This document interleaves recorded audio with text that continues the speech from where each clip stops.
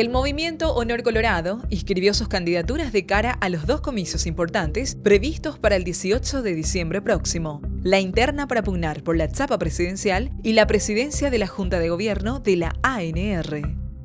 Más allá del acto formal, cumplido el primer día del periodo establecido para tal efecto, el mensaje del principal movimiento político interno del Partido Colorado está cargado de un particular simbolismo: crear certeza política en medio de tanta incertidumbre e inestabilidad reinantes. Santiago Peña integra el colectivo de hombres y mujeres colorados que proponen e impulsan un proyecto político concebido para llegar victoriosos al 15 de agosto del 2023 para generar importantes cambios para el país que hoy vive horas inciertas.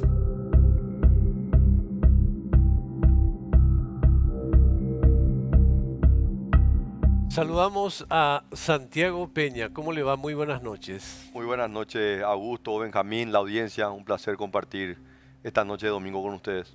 Gusto tenerte con nosotros. Mencionábamos recién la historia que hay que tratar de aprender. Historia reciente de nuestro país. Las dos únicas veces que tuvimos crisis graves, al punto de estar al borde del retroceso político y de la destrucción de la democracia, fue cuando se apeló a campañas, a guerras sucias muy intensas, buscando sacar de la cancha a líderes naturales, líderes políticos, sacarlos de manera ilícita de la cancha, inclusive llegando hasta el exterminio físico en uno de esos casos. Hoy, desgraciadamente, vemos que existen estas intenciones políticas por parte del presidente de la República. Todavía estamos a tiempo de que ese camino, este proceso, no siga en la misma dirección, pero es una preocupación política de todos. Santiago, ¿cómo están analizando ustedes? Muy preocupado, Benjamín, del punto de vista de lo que necesita el Paraguay. Yo, y repito siempre esto, yo vengo a la política partidaria de un camino, de un origen diferente al que llega uno originalmente. Yo no emerjo de las bases partidarias, de esa larga militancia, pero llego como una expresión de una generación que quiere involucrarse, que quiere jugar el partido, que quiere ser protagonista, que está convencida que el país puede dar muchísimo más y que la alienta, y lo he hecho esto desde inclusive los días posteriores a haber perdido una interna partidaria, reivindicar la participación política. Entonces he reivindicado eso a lo largo de estos años sin saber si la vida me iba a dar nuevamente la oportunidad de ser precandidato nuevamente por el Partido Colorado. Siempre dije, hay que jugar, tenemos que abrir la cancha, tiene que mejorar la representación, tiene que aumentar la participación. Y hoy veo con mucha preocupación que desde el gobierno, desde mi propio partido político, del presidente que nosotros apoyamos para que llegue a la presidencia de la República, esté dispuesto a todo, esté dispuesto a romper con las instituciones, a utilizar los organismos de control y los organismos represivos para reprimir el delito. Están utilizando para perseguir políticamente a los adversarios que obviamente con las herramientas de la democracia, que es el voto, no lo están pudiendo conseguir. Entonces nos estamos preparando hoy para unas elecciones internas el 18 de diciembre, donde los números, ¿verdad? Y estas son observaciones científicas a través de las encuestas, pero todo indica que la brecha, lejos de cerrarse, se está aumentando. Entonces, ¿qué hacemos? Tratemos de sacarlo de la carrera, tratemos de descalificarlo, tratemos de intimidar. Y yo creo que la política en general, los políticos en general, estamos subestimando el daño que le estamos haciendo, porque al parecer es una pelea entre mismos adherentes del Partido Colorado. Pero ¿qué pasa si estas herramientas se hubiesen utilizado en contra de alguien de la oposición, del Partido Liberal, del Encuentro Nacional, del PDP, o alguna figura independiente que, así como lo hizo en el 2007 Fernando Lugo, aglutinó a esa fuerza? ¿Qué hubiese pasado si Nicanor Duarte Fruto hubiese utilizado la estructura del Estado para perseguirlo y descalificarlo a él como precandidato a presidente? Creo que esto genera un daño tremendo y es la señal contraria a la que tenemos que dar a las nuevas generaciones para que se involucren en política. De hecho, por eso es un hecho sin precedentes. O sea, el precedente fue un magnicidio probablemente, ¿verdad? Pero un hecho sin precedentes es el tema de persecución política y financiera. Ahora, ¿qué transmite esto? Estamos muy preocupados sobre qué transmite al exterior siempre, pero ¿qué transmite en lo nacional, te parece?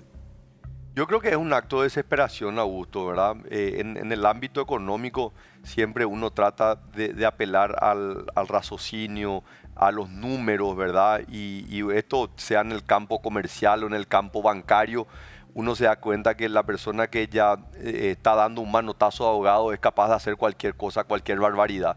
Yo creo que eso es lo que le está pasando al presidente de la República. Él mismo, por sus acciones y decisiones, se ha puesto en un callejón sin salida, donde cualquier resultado le va a ser adverso, ¿verdad? Y yo repetía esto ya desde hace mucho tiempo, años.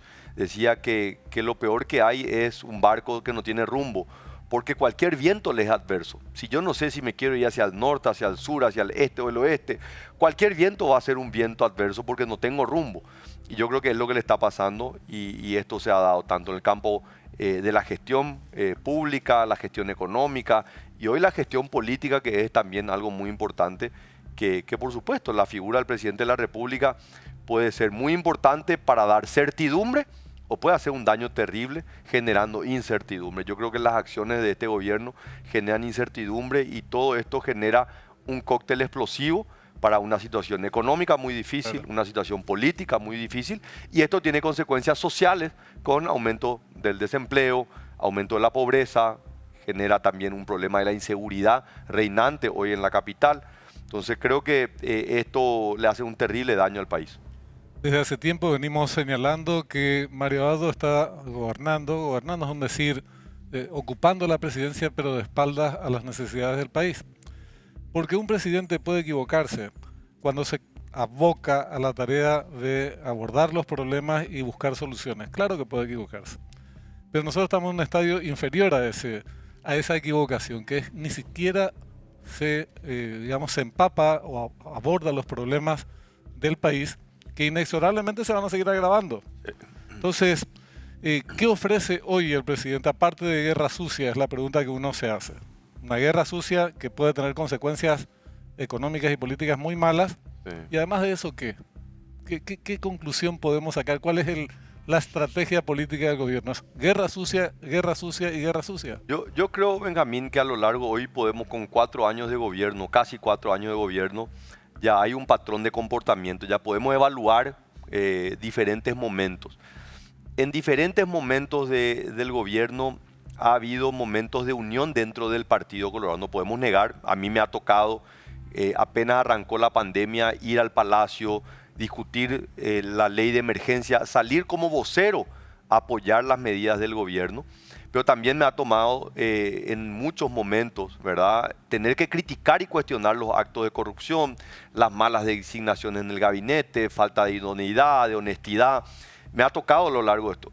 Lo que no ha cambiado, y eso ha sido un patrón que se ha mantenido, es una alianza entre el presidente de la República, específicamente desde el Palacio, y con algunos actores del Palacio de los López, con actores de la oposición que hoy son más oficialistas que el mismo Partido Colorado, ¿verdad? Me refiero al PDP y con la senadora Desiree Masi, su marido, que tiene un alto cargo dentro del Ministerio de Educación. Entonces creo que ha habido claramente un cogobierno entre Mario Abdo y el PDP que le ha permitido mantener a Yucio, que por más que fue destituido por vínculo con el narcotráfico, hoy o hace unos días nos enteramos que sigue haciendo oficina en la Senat, o sea, totalmente inaceptable.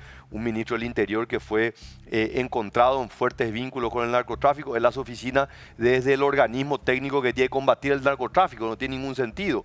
O el caso de Carlos Arrey desde la CEPELAT, no solamente filtrando, sino haciendo una entrega de información clasificada para ser utilizada de manera política, o el caso de René Fernández en la Secretaría Anticorrupción, donde nunca se destapó ningún caso de corrupción, si no hubiese sido por la prensa o por algunos actores políticos, jamás nos hubiésemos enterado por los múltiples casos de corrupción y los que todavía no nos enteramos y probablemente nos vamos a enterar en el futuro. El caso de Fuster, donde hace apenas una semana atrás nos dábamos cuenta que en un papelón mayúsculo que parece que nos olvidamos entre el comandante de la Armada y el encargado de controlar el contrabando, se empezaban a señalar la culpa de quién era, que habían entrado 40 camiones de contrabando en una noche, filmados por ellos mismos y sin ninguna consecuencia. O sea, parece un chiste de mal gusto, pero es nuestra realidad, ¿verdad? Y esos actores que meses atrás estaban en una estrategia de tumbar a la fiscal general del Estado, que atacaban al fiscal Marcelo Pecci, son los primeros que después empiezan a solidarizarse, a decir qué bárbaro lo que pasó, ¿verdad? Entonces, creo que acá tenemos muchas veces la memoria corta y esta lucha claramente se ha polarizado. De un lado estamos nosotros con una línea que la hemos mantenido a lo largo de estos años y el otro lado hemos encontrado estos pequeños partidos de oposición que han encontrado en la debilidad de un gobierno y que han encontrado en la complicidad de algunos grupos económicos con medios de comunicación que hoy, más que medios de comunicación, son partidos políticos que simplemente deciden no participar en las elecciones, ¿verdad? Entonces creo que es tremendamente peligroso, más allá del resultado del 18 de diciembre, más allá del resultado del 30 de abril del próximo año. Creo que se está dejando secuela del mismo tipo que dejó secuelas como fue el magnicidio del profesor doctor Luis María Argaña. Creo que hasta el día de hoy y probablemente nunca el Paraguay se vaya a recuperar del asesinato de un vicepresidente de la República. Así que ojalá que no tengamos que profundizar estos problemas, que el día de mañana sean problemas para lamentar por décadas. Este mediodía del domingo leí los números y ellos son constantes, Santi. Constante significa que se mantienen los números. Ellos supone que podrías ganar las elecciones internas, pero a partir de ahí, con este gobierno, ¿cómo haces para convencer al electorado en relación a que es una propuesta distinta, renovada del Partido Colorado? O sea, Augusto, que el año pasado teníamos el temor que la mala gestión del gobierno, la falta de interés del presidente de la República de poder generar una armonía al interior del Partido Colorado iba a tener serias consecuencias sobre el resultado de las elecciones municipales. Y fue muy interesante ver que no fue así, que hubo una gran renovación en los cuadros municipales, juntas municipales, y que el Partido Colorado salió fortalecido, ¿verdad? Yo creo que el electorado ha sabido diferenciar. Yo creo que con muy buen tino también el presidente ha dejado muy en claro que a él no le interesa la responsabilidad partidaria. Y hoy claramente te puedo confirmar, porque él lo ha dicho ya en diferentes ámbitos, ya sin temor de que se repita lo que él dice, que de ganar yo el 18 de diciembre él no me va a acompañar. O sea, él lo ha dicho ya en reiteradas oportunidades. Entonces yo creo que el electorado colorado también ha aprendido de las malas experiencias, la pérdida en el 2008, el nuevo sistema electoral también de listas desbloqueadas, donde cada uno de los líderes, los que realmente tienen voto, van a salir luego a pedir voto por la lista 1. Y les va a ser muy difícil decir, votame a mí como diputado, votame a mí para senador, pero sabes que votarle a alguien de la oposición va a ser muy difícil. Así que creo que tenemos siempre el temor, ¿verdad?, de que ellos elijan ese camino que es traicionar a la bandera partidaria, pero a nosotros hoy nos queda llevar adelante un proyecto que tenemos muy en claro. Nuestro objetivo no es ganar solamente una interna. Nuestro objetivo es generar los cambios que necesita el país y eso se va a construir desde un Partido Colorado fortalecido, pero también un partido que está al servicio del país, que pueda generar las condiciones en términos de desarrollo económico, social y una estabilidad política que es tan necesaria. El presidente evidentemente apuesta a que sus rivales no estén en la cancha de ganar por walkover, nos decías el otro día en Universo 970. Supongamos que esto no prospera, que es altamente probable que esto no suceda, que no se concrete, se hacen las elecciones del 2018, en medio de unas internas probablemente muy turbulentas a lo largo de los próximos meses. ¿Qué va a pasar esa noche? Es decir, ¿cuál pasa a ser la apuesta del presidente? Te pregunto porque su candidato perdió, a ustedes no les pudo sacar de la cancha, pero no los quiere ver ni pintado en caja de fósforos. Sí. ¿Hacia dónde se orienta? Mira, Benjamín, yo creo que la historia reciente es una buena profesora para tratar de predecir o de anticipar lo que puede ocurrir. Y fue las elecciones municipales aquí en Asunción. Originalmente la idea es que Oscar Rodríguez sea el candidato de consenso, candidato de Concordia Colorada, donde Honor Colorado no presentaba candidato, mencionando que él no era originalmente, acuérdense que él llega desde la Junta a la Intendencia interina, prácticamente rompiendo un acuerdo que había entre el oficialismo y Honor Colorado, ¿verdad? Él rompe ese acuerdo, entra, llega, nosotros no estábamos de acuerdo en ese momento, pero finalmente dijimos, bueno, es el mejor posicionado, nosotros no vamos a presentar un candidato. Mario Abdo dijo exactamente lo mismo, yo no voy a presentar candidato, vamos a apoyarte a vos como candidato único del partido. Y semana después él le lanza a Dani Centurión. habiendo dicho que no se iba a involucrar en las elecciones municipales, desembarca con toda la estructura del Estado en la capital. Finalmente su candidato, Dani Centurión, pierde y a partir de las elecciones de la lista 1 hizo prácticamente campaña en contra de Óscar Rodríguez. O sea, fue clarísimo, es más, se negó a apoyarle, se negó a recibirle, supuestamente le quedó muy ofendido por el trato que él recibió por parte de Óscar Rodríguez. O sea, una chiquilinada cuando él tenía la responsabilidad política de apoyar al candidato del partido. Finalmente gana de todas maneras Óscar Rodríguez y se ha dado una confrontación desde el gobierno nacional contra el gobierno municipal. Yo creo que va a pasar algo de eso. Yo creo que después del 18 va a haber un proceso de unidad. Nosotros vamos a proponer ese proceso de unidad. Ya hoy lo estamos haciendo. Hoy estamos tratando de unir a las fuerzas dentro del Partido Colorado lo más posible. Lo seguiremos haciendo después del 18 de diciembre y yo estoy seguro que él va a hacer todo lo posible para retasear su apoyo y hasta te diría jugar en contra y a favor de la oposición. Creo que ya de alguna manera ellos nos están alertando de eso, las declaraciones de Hugo Velázquez también, donde él rehúsa, así como lo hizo Mario Abdo en el 2017, se rehusó a reconocer que él trabajaría por el Partido Colorado. Yo creo que también ellos están en esa misma línea. En los últimos tiempos, Santi, arrollaste con los manuales de campaña y fuiste a debatir con personas que tienen 4 puntos, 3 puntos, un punto incluso. Hay una vocación en vos al respecto de la importancia de debatir más allá de lo que normalmente se recomienda al respecto. Digo, sí. Se recomienda que, de lo que estoy hablando es que en los manuales se recomienda que la persona que tiene 20 puntos de ventajas no debate. Digamos. Y hay una explicación para eso, Augusto, que está vinculado a lo que hablaba al comienzo, ¿verdad? Yo soy un fiel creyente que el Paraguay va a mejorar en la medida que también los paraguayos entendamos que la construcción de un país se hace desde los espacios políticos, ¿verdad? A mí me ha tocado visualizar el desarrollo del Paraguay desde la academia y me di cuenta que la academia tiene sus limitaciones. Después cuando llegué al directorio del Banco Central dije, bueno, el directorio del Banco Central acá se pueden generar los cambios y me di cuenta que el Banco Central tiene un set de mandatos muy acotados, ¿verdad? Y cuando llegué a ser ministro de Hacienda dije, bueno, el ministro de Hacienda tiene las facultades para prácticamente hacer lo que se le cante y me di cuenta que no, que la única forma de generar los cambios es a través del soberano, del voto popular, del mandato de la gente. Y a partir de ahí ha sido mi lucha de cómo mejorar la representación política, jamás cuestionando a los que se candidatan, sino alentando a que más gente se candidate.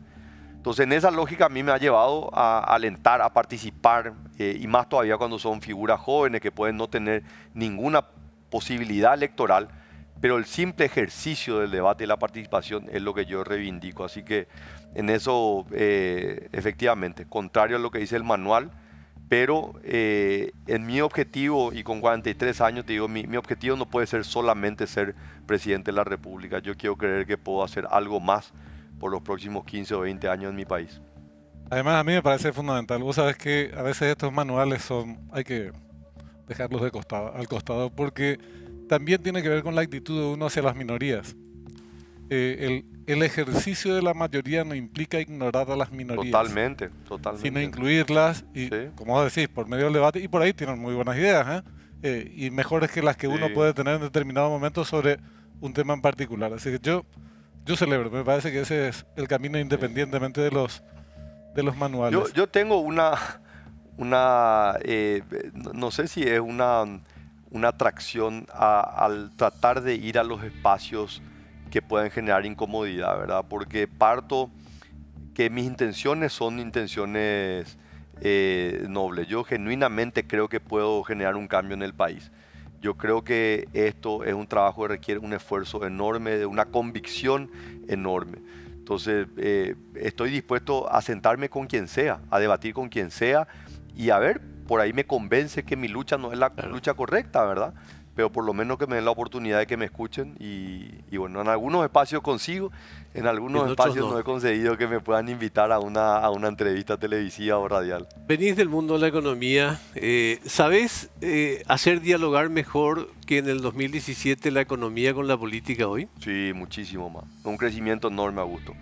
Un crecimiento enorme porque en esta carrera de la vida, yo digo, de cómo se generan los cambios y entender que uno puede tener las mejores intenciones, uno puede tener la mejor estructura política, la mejor visión, pero si no sos capaz de proyectar esto hacia las masas, ¿verdad? Y te das cuenta cómo el populismo ha hecho tanto daño, tanto el populismo de derecha como el populismo de izquierda, ¿verdad?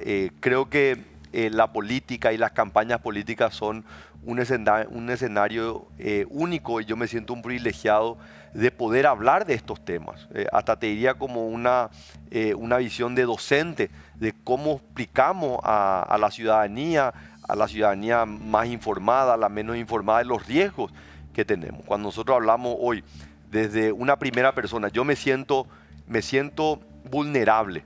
Yo me siento vulnerable cuando una institución que tiene acceso a mi información privada vulnera mi privacidad y la publica. O sea, cuando el asesor político del presidente de la República, su secretario privado, publica una información privada que él la obtuvo a través de un privilegio por ser él un alto funcionario, ese es un tremendo riesgo. Es un delito. Es un delito, más allá de que yo sea un actor político contrario a ellos, es un delito que vulnera las libertades de las personas.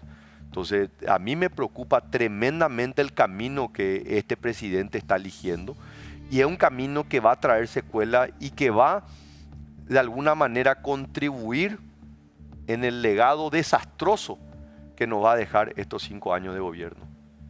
Vos te referías a algunos de esos aspectos y sus consecuencias sociales.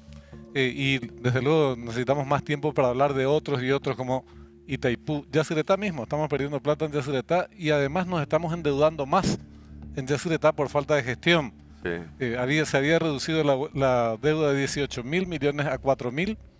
Paraguay vota las notas, aprueba las notas reversales y ahí quedó todo. Ahora ya debe estar por arriba de los 20.000 millones de dólares la deuda. No se gestionó, no se hicieron los trabajos correspondientes en Argentina y podemos seguir ampliando los números. El tema es qué gobierno va a recibir al futuro presidente. Sí. ¿Cuál va a ser la situación y cuáles van a ser tus prioridades en caso de que seas presidente? Mira, es un punto interesante, Benjamín, ¿verdad? Porque más allá de, yo sé que va a ser una situación muy difícil, pero tengo la plena confianza que lo puedo recomponer. O sea, yo no haría esto si no supiera que lo puedo recomponer. O sea, yo lo puedo hacer. A mí lo que más me preocupa es lo que todavía no nos enteramos. ¿Cuáles son los cadáveres que van a dejar estas personas en el ropero?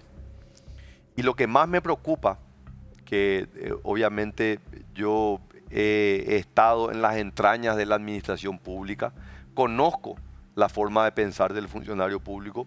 El funcionario público que hoy está siendo coaccionado a hacer barbaridades es el primero que va a salir a denunciar a su jefe el día de mañana cuando ya no esté. Entonces nosotros vamos a ver una avalancha de denuncias, de información que hoy no estamos sabiendo, pero te puedo asegurar que primero del 18 de diciembre y seguro ya después del 30 de abril van a empezar a relucir muchos de los malos manejos que se han realizado en esta administración, y eso me apena porque eso genera un perjuicio tremendo sobre la credibilidad que tiene el sector público por parte de la ciudadanía. Nosotros necesitamos que la ciudadanía crea en el Estado. Ahora, esto que ellos nos ofrecen es nuestra realidad. No, no es nuestra realidad. Esta no es nuestra realidad. Un Estado corrupto, un Estado ineficiente, un Estado inoperante. Esta no es la realidad del Paraguay y la podemos cambiar rápidamente. Un desafío que vas a encontrar si ganaras las elecciones es el diálogo con los sectores no colorados. Los no afiliados, los independientes o afiliados a otros partidos. ¿En qué se va a basar ese diálogo con esos sectores? Yo creo que el diálogo se va a basar en entendiendo que la democracia se construye sobre las mayorías, pero se respetan las minorías. Yo creo que es fundamental la tolerancia, el poder escucharnos, pero finalmente tenemos que entender que tenemos que ponerle un orden a esta democracia que muchas veces se debate entre una democracia representativa o una participativa. La representativa siendo aquellas autoridades que son electas en una votación y le encomendamos a esas autoridades para que lleven adelante, o tener que estar poniendo en un plebiscito constantemente todas las decisiones y finalmente nada se resuelve. Entonces creo que va a ser fundamental mostrar un camino claro, una visión cómo recomponemos el empleo, cómo recomponemos la situación económica de la familia lo más rápido posible. Generamos un dinamismo económico que empiece de alguna manera a licuar muchos de los problemas. Por ejemplo, el aumento de la deuda pública. La deuda pública es un problema en la medida que no hay crecimiento económico. Si podemos generar crecimiento económico, esa deuda se paga con el crecimiento económico. El problema es si nosotros seguimos estos 4 años de un estancamiento económico y peor aún, un estancamiento económico con un aumento de la inflación, esa es la peor combinación. Entonces tenemos que revertir. Yo creo que el diálogo va a venir por ese lado, recomponer la situación económica, respetando las libertades políticas de todos los sectores y construir un diálogo constructivo con los otros 2 poderes del Estado. El Poder Judicial, que tenga una plena independencia en la aplicación de las leyes, y un Poder Legislativo que tiene que ayudarnos en apoyar una agenda de reformas que va a ser muy importante, para lo cual también va a ser fundamental el apoyo que vamos a tener de nuestro propio partido político, el Partido Colorado, para que nos pueda ayudar en esa gestión política en el ámbito parlamentario. Esta combinación que vos planteás, o relación democracia participativa y representativa, no resuelta correctamente es un problema que tenemos hoy, pero también lo es la democracia parlamentaria o presidencialista. Sí. El Parlamento se convirtió en una, ¿cómo decirlo? En un ámbito desde el cual se boicotean todos y cada uno de los proyectos, o se pueden boicotear. Ocurrió eso en el ciclo anterior, y podría bien ocurrir a futuro. Una reforma constitucional que o se hace al comienzo o no se hace, por la experiencia que tenemos nosotros y otros países de América Latina. ¿Crees que se pone en la agenda, en el orden del día del futuro del próximo gobierno? Yo creo, Benjamín, la Constitución, yo creo que hay áreas donde se pueden mejorar. No creo que sea determinante para la buena gestión de un gobierno. Yo creo que esta Constitución todavía nos puede dar muy buenos resultados. Ahora, la iniciativa de una reforma constitucional es una iniciativa legislativa. Entonces yo quisiera creer que si el próximo Parlamento hay una coincidencia sobre esta materia, se podría hacer. Y creo que el próximo Parlamento va a ser un Parlamento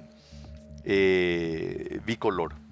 Yo creo que los 2 partidos tradicionales van a dominar el Parlamento, de la misma manera que se ha visto también en las juntas municipales.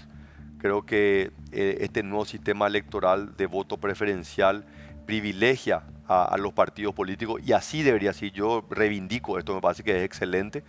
Yo creo que los partidos de maletín, los partidos familiares que no tienen internas partidarias, creo que le hacen un tremendo daño a la democracia.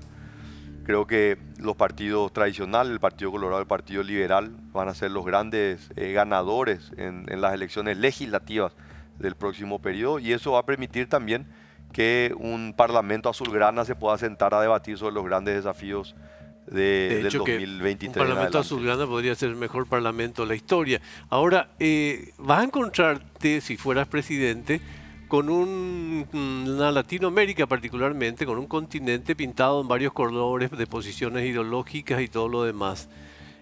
¿Cómo ves el futuro de la región al respecto de la posibilidad de instalar acuerdos? Tenemos el mirar hacia el Asia con Chile, por ejemplo. Yo veo, Augusto, una tremenda oportunidad para el Paraguay. El Paraguay tiene una vocación de integración, ¿verdad? Por décadas nos mantuvimos aislados. Fuimos, como describía Augusto Roabasto, esa isla rodeada de tierra. Y en los últimos años, como parte de una agenda también, fue parte de una estrategia de gobierno en el periodo pasado, la inserción de Paraguay en el mundo. Y le ha dado buenos réditos a Paraguay. El aumento de la exportación de carne, nuevos mercados, nuevos rubros en el sector de alimentos creo que son fundamentales para que Paraguay se consolide como un gran productor de alimentos y eso genere fuentes de empleo a nivel local. Entonces creo que la configuración en América Latina, que es compleja, Augusto, creo que lo que ocurrió en Chile, lo que ocurrió en Perú, creo que el resultado de las elecciones en Colombia, sea cual sea el resultado, ya es una situación subóptima a la que había mantenido Colombia por muchos años, ¿verdad? Desde la presidencia de Uribe, del presidente Santos, del presidente Duque, personas muy bien formadas en materia de política pública. Hoy nos encontramos con 2 personas que probablemente tienen unas ideas no tan articuladas sobre el rumbo que tiene que llevar adelante, ¿verdad? Y bueno, Colombia tendrá que decidir su futuro, pero creo que se ofrece para Paraguay una gran oportunidad. Yo creo que en los próximos 5 años Paraguay puede tener un gran despegue económico. Nosotros no podemos pretender seguir creciendo a un ritmo del 3 o 4%. Paraguay tiene todas las condiciones para crecer 7, 8, 9% en los próximos años y generar un proceso de convergencia, reducir la diferencia que hay entre nuestro desarrollo y el desarrollo del resto de los países de la región. Tenemos todas las condiciones, ¿verdad? Yo te digo, indistintamente el resultado, sea Bolsonaro reelecto en Brasil o gane Lula, Paraguay tiene en el Brasil un gran aliado. Un país de 200 millones de habitantes que depende de nosotros cuál es la estrategia para poder sacar los mayores réditos posibles. Lo mismo con la Argentina, con todos los problemas que tiene la Argentina, yo estoy convencido de que el Paraguay puede tener una agenda positiva con la Argentina que le permita generar empleo. Lo mismo pienso con Taiwán, lo mismo pienso con Israel, lo mismo pienso con Estados Unidos, como un triángulo geopolítico estratégico de las relaciones internacionales de Paraguay fuera de la región del Mercosur. Siguiendo con el tema regional latinoamericano, un fenómeno muy extendido, y me adelanto en decir que esto no significa que se dé de manera automática en todos los países por igual, incluyendo el nuestro, es la falta de credibilidad de los partidos políticos, justamente. Vos decías un parlamento bicolor. Es una alternativa y es una necesidad que haya estabilidad política, que es lo opuesto a la atomización de los partidos políticos, como por ejemplo sucedió en Perú, pero sucedió. Perú es un país en donde existen multiplicidad de fuerzas políticas y alguien que tenía el 11% de la intención de votos termina siendo presidente de la República. O Chile, son en la segunda vuelta, 2 candidatos que van por fuera de los partidos tradicionales. O Colombia, cualquiera sea el que gane, es sobre la base del desplazamiento de los partidos tradicionales. O Brasil mismo. Bueno, el PT se puede considerar un partido tradicional ya a esta altura del campeonato, un partido bastante antiguo, pero Bolsonaro es expresión de otra cuestión. Pero hay más de 50 partidos representados en el Parlamento. Se vuelve un Parlamento ingobernable. Ingobernable, absolutamente. Justamente a eso voy. Sí. Que la alternativa al bipartidismo o a los partidos tradicionales no cuajó en el sentido de alternativas sólidas que se propongan a cambio, pero es un hecho el desgaste político de los partidos tradicionales. ¿Cómo vos ves en Paraguay la situación de los partidos y cómo reciclarlos políticamente? Sí. Yo creo que a lo largo de estos 134 años de vida del Partido Colorado, creo que el Partido Colorado ha sabido interpretar los diferentes momentos de la vida del Paraguay, de la sociedad, y ha sido también el gran propulsor de grandes cambios, ¿verdad? Yo soy un reflejo de ese cambio, de un partido mucho más abierto, de un partido que entiende también las demandas de la ciudadanía, ¿verdad? Yo creo que 15, 20 años atrás hubiese sido impensable que un economista, exministro de Hacienda, y que había estado afiliado a otro partido político, podría haber sido precandidato oficialista, podría ser una figura, digamos, decorativa en un proceso electoral, pero no de un movimiento oficialista, de un movimiento político tan grande. Entonces creo que esta es la respuesta a esa ciudadanía que hoy está pidiendo algo diferente y que está luchando, nosotros estamos luchando contra esa corriente mundial y regional que dice el problema de los países son los partidos políticos. Y son los políticos, ¿verdad? Como una respuesta al fracaso que han tenido muchos de los países. Y el problema no es de los partidos políticos, no de los políticos, es de las personas. De cuáles son las personas que se han involucrado, cuáles son las personas que han salido de su zona de confort, quiénes se han bajado de la gradería a luchar en la construcción. Y te voy a repetir, la única forma de generar los cambios no es ni el sector empresarial, ni el sector social, es a través de la política. Al menos si queremos mantener nuestras libertades como un país que apela a la democracia, no como el sistema perfecto, sino como el mejor sistema político, y sus mejores, sus virtudes están, que es el sistema que está más alejado de la tiranía. Entonces creo que nosotros tenemos que recordarnos esto, ¿verdad? Justamente para evitar esos embates mediáticos, decir, no, el problema es los partidos políticos. A propósito de mediáticos, hay un componente que es bastante hipócrita, que tiene relación con el subsidio por parte de los grupos mediáticos de la gestión de los partidos políticos. O sea, va más allá del subsidio, a veces es reemplazo directo, digamos, ¿no? En un contexto en el que esa condición no se reconoce, pero existe. ¿Cómo percibís ese factor? Mira, Yo creo que en estos últimos años, Augusto, parte de la incapacidad del gobierno también ha sido la incapacidad de poder establecer su propia agenda. En realidad este gobierno, al no tener rumbo, fue cooptado por la agenda de un pequeño partido político, y en esto le doy nombre y apellido. El PDP es quien gobierna hoy y operan desde el Palacio de los López. Y esa agenda también, que es una agenda anti-Partido Colorado, ha sido tomada por dos grupos empresariales que tienen hoy la obsesión de que caiga el Partido Colorado, como si fuese de vuelta. El Partido Colorado es el culpable de todos los problemas del Paraguay, ¿verdad? Entonces, nosotros tenemos esta acción coordinada entre el grupo Sucolillo con ABC Color y el grupo Bierzi con Última Hora, que están en esta acción coordinada ante la incapacidad de un gobierno de establecer su propia agenda, su propio relato. Este es cooptado por la agenda de estos grupos que lo que buscan es la caída del Partido Colorado. Ahora, reivindicando el sistema de partidos como base de la democracia, o sea, no hay democracia si no tiene entre sus pilares fundamentales el sistema de partidos. También es necesario reconocer, no estoy refiriéndome a tal o cual partido en particular, en general los partidos, que su vida orgánica y su vida política interna es muy limitada. Sí. Entonces esto hace que la gente también se aleje, Sí. que no se vea representada muchas veces, que no haya ámbitos del debate que vos planteas donde discutir esas ideas. Entonces este es un toque más lo que sucede a nivel del subcontinente, por lo menos, debería ser llamadas de alerta. Sí, bueno, hay que, está bien, el sistema de partidos es clave, fundamental para la democracia y todo lo demás, pero estos partidos tenemos que avanzar con estos partidos en esta dirección. Sí. Si no, la gente igual se aleja de los partidos y el resultado es el alejamiento de la democracia. Es muchísimo peor, es muchísimo peor. Y este es el riesgo del populismo, ¿verdad? Por eso yo hablo del populismo derecha e izquierda, de decir supuestamente no, vamos a solucionar los problemas con esto, pero finalmente le terminás perjudicando a las personas que supuestamente querés ayudar. Acá digo, no, el riesgo es el Partido Colorado. Que caiga el Partido Colorado, cuando te aseguro que la caída del Partido Colorado, el resultado va a ser peor, porque lo vimos. O sea, el no haber tenido una base política sólida de Fernando Lugo le hizo caer por el propio peso de la alianza.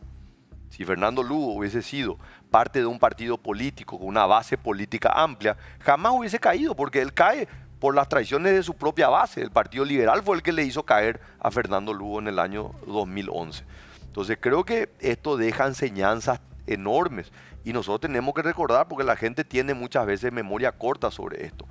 Nosotros tenemos que fortalecer los partidos políticos. Yo reivindico mi espacio. Ahora, que vayan a fortalecer, ojalá el Partido Liberal se pueda fortalecer, ojalá que el PDP se pueda fortalecer, que el Encuentro Nacional, que Patria Querida, ¿verdad? ¿Y cómo se van a fortalecer? Con la participación. Que tengan internas, que participen. Basta de urnas delivery, basta de acuerdo curé entre cuatro paredes, que participen, que tengan la legitimidad del voto. Y ese, Benjamín y Augusto, audiencia, creo que es el mayor problema que hoy representa para ellos el movimiento Honor Colorado con su líder a la cabeza. ¿Por qué? Porque él rompe un equilibrio que habían tenido los grandes grupos empresariales en Paraguay durante décadas. El manejo político sin estar en el escenario político, donde se beneficiaban de una clase política corrupta, atemorizada por los medios de comunicación, pero sin embargo ellos no tenían ningún tipo de legitimidad. Y acá viene este empresario que, aparte de tener el poder económico, dice: yo quiero tener la legitimidad que solamente me da el voto popular. Es electo presidente de la República y emprende reformas que muchas de ellas fueron en contra de los intereses económicos de esos grupos económicos hegemónicos. Y hoy nuevamente se presenta, primer día disponible para ser candidato a presidente del Partido Colorado. Y eso es lo que le atemoriza, el tener la visión, la convicción, pero aparte la legitimidad que solamente puede dar el voto a través del sufragio. Esos vídeos que estuvieron corriendo de goles que parecían espectaculares, ¿supone que mejoraste tu performance futbolística en relación al 17 o es en favor ahí del equipo contrario? Yo creo que el equipo de edición mejoró sustancialmente. El equipo técnico. De hecho, estamos viendo y en esto, Augusto, yo creo que la pregunta, obviamente siempre se habla del gol que se metió. La pregunta es: ¿cuántas veces intentaste? Ah, está muy Y bien. yo hoy te aseguro estoy intentando mucho más de lo que intentaba en el 2017. Una Bueno, última consulta sí. que yo quería hacerle a Augusto.